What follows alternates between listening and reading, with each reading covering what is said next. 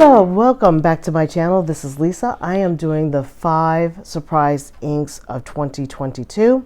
I thought I just filmed it, but I just looked at my camera and I talked for probably 10 minutes and you guys weren't there. But I wanted to do the 5 surprise inks of 2022. These are the 5 favorites that made it into the list. I have 2 from the 2021, sorry, Inky Fingers, 2 from the 2021 Ink Vent Calendar from Diamine, which is Candlelight, is the yellow that took me by surprise. Really like that. I'm going to show you ink samples from that in just a second. Ferris Wheel Press Oyster Hour, which also took me by surprise because I don't normally like kind of a murky brown, light brown color, but it is actually like the inside of oysters around the shell, not the oyster itself, but kind of sometimes the oyster. SubZero, which was day 18 out of the 2021 Ink Vent Calendar, and then I really enjoyed Callifolio. I got a sample of that. Gris de Payne, which if you do any kind of artwork, you know that's Payne's gray, gorgeous color. And then Van Diemen's Harvest Series Beetroot. Really fell in love with that color. Absolutely, hands down, one of the best deep purples, almost aubergine colors I've ever seen in a fountain pen ink. So let me show you what the samples look like. So I have several different sample books. I've used the Leuchtturm, which I'm kind of turned off of Leuchtturm. It ended up being a hot mess towards 2021 for me and 2022. I've got this little carry book that I use from the inserts of Hobonichi. I really like to see the effects of fountain pen inks. I've got a Cahiers notebook from Onion Skin Company. These books are not cheap, but the paper is absolutely phenomenal. There are sellers on Etsy like Paper Penguin Co. That you could probably get her to do an insert for you. Might run you a little bit cheaper if you cannot do the price point of the Onion Skin Journal. This is their soft bound version, but they also have a hardcover version. And if you watch Carrots and Olives on YouTube, she writes in her Onion Skin Journal quite a bit, and she's a good resource for looking at how the effects of ink properties reflect into onto paper, excuse me. And lastly, I use this little carry book because it's pocketable. I can take this with me everywhere, and it's just a small, and this is old Tomo River A7 dot grid, and I've got ink samples for the Candlelight right here, which was day 7 from Diamine that I told you was my surprise yellow ink. I did not think I was going to like a yellow ink, but I did find that I actually did really enjoy writing with this particular yellow. I think it's one of the better yellows that I've ever seen in fountain pen ink so far, hands down.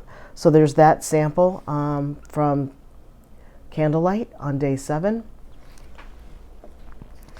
Day 18 had SubZero, which I absolutely love, sticking in the Cyan Kaweco Sport.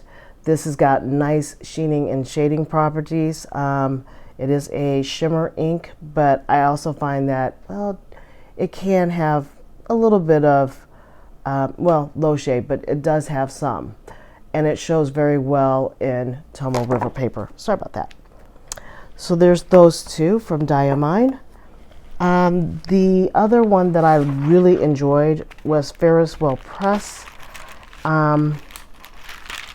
And I'm going to try to find the sample that I have in here under this, but I don't think I have it in that one. I think it's in my little pocket one here. And this one is this last one. And I'm going to see if I can get my camera to focus in on it a little bit better. This camera is acting a little weird. I'm going to see if I can get that in, but that is Ferris Wheel Press Oyster Hour. I really do enjoy this ink quite a bit. It's a brownish kind of mushroomy kind of color. It's kind of hard to really kind of state clearly what it is, but I ended up really enjoying this ink, and I actually still have it currently inked up in one of my fountain pens. So there's that color. And then I have Payne de Gris, as I call it, and I've got it in 2 books on my currently inked from January, and I have it right here. I have it in onion skin paper, which really does a good job of showing off the properties of it. It was in my Mahjong, but now it has since moved into my Peniter Full Metal Jacket pen. And here is what it looks like under what I wrote with it under Quaco Sport. I had, oops, sorry, that's not the right one. Sorry, it's over here. Here's the test sample of Callifolio Payne de Gris or Gris de Payne on Tomo River paper. This is a great color. I like this color so much that I'm going to probably get a bottle of this one after I get rid of some of my inks. I have just way too many. And then lastly, I really liked my Leonardo Momento Nuda, which was a special edition rose gold. I have this Van Diemen's Harvest Edition in Beetroot, and this color is absolutely fantastically gorgeous. It is such a dream. It's actually very well behaved in the Leonardo Nuda. I can't even sing the praises hard enough for it. And here's what it looks like in the onion skin paper. And it's just a really gorgeous, I'm going to bring this down and see if I can get you guys to see it in the light, because I've got my light kind of careening through here. I'll just do this over here.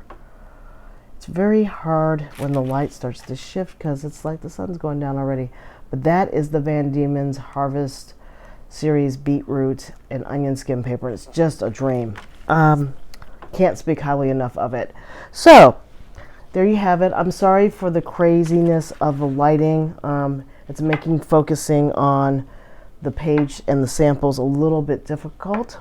So what I'm going to do, since I've got a little bit of light, I will just quickly swatch these out for you so I think that you guys can truly get an idea of what they really look like. And I'll do it on onion skin paper because I do find onion skin paper does it the best by far.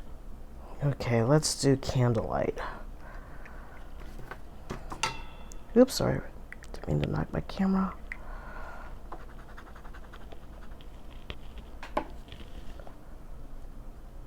All right. I just discovered why things were kind of wonky. My setting on my phone went to cinematic versus just plain old video.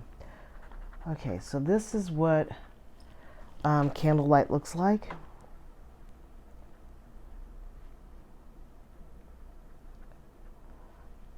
And that's by Diamine. Just get that in there.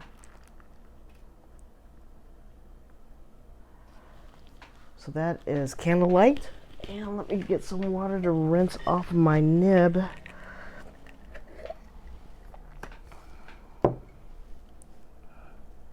And a paper towel, cloth.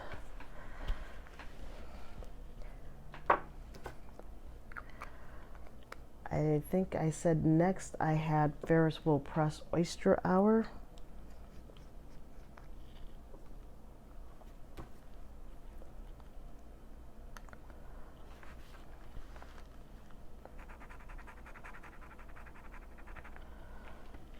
And I'm just going to abbreviate Ferris Wheel Press. And this is Oyster Hour. All right.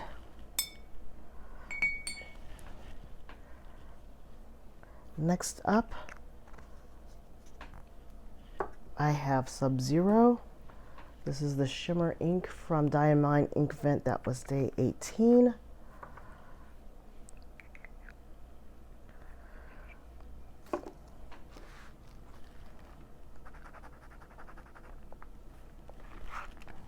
Did like this, Diamine Ink Vent, day 18, and this is SubZero. Beautiful ink, absolutely Really nice ink. And very well behaved, as we would expect from Diamine. And these last two really kind of were the nice, pleasant surprise of 2022.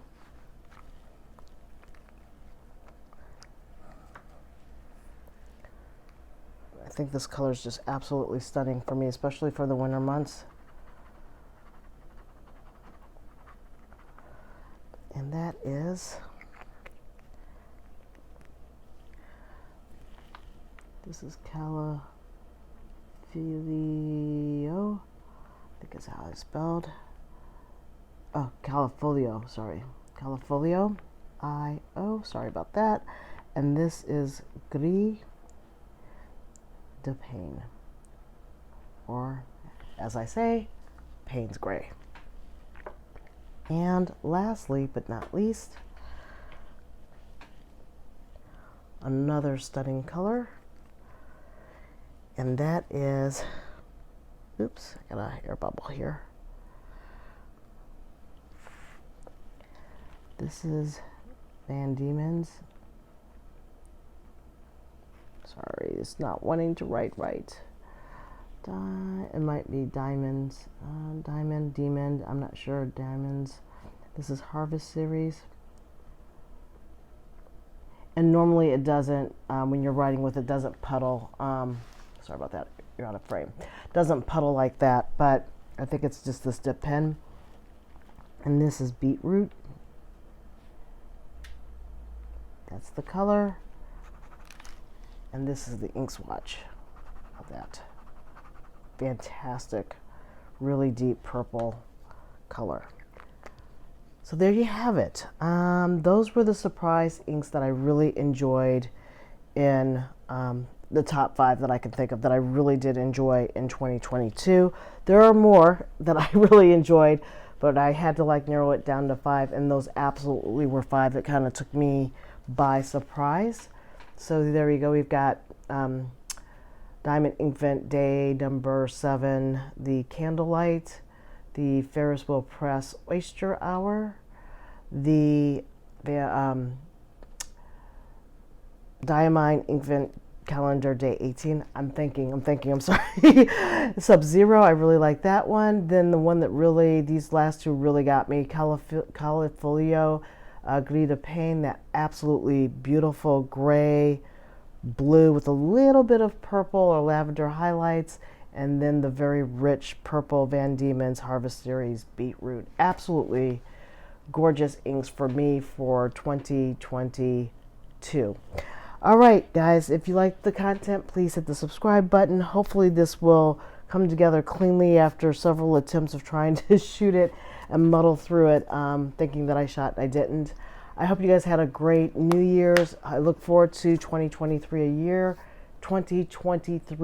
ahead. I can enunciate. Thank you so much. I'm going to get off because obviously I've shot too many of these videos. Have a good one. Until next time, I'll talk to you later. Bye.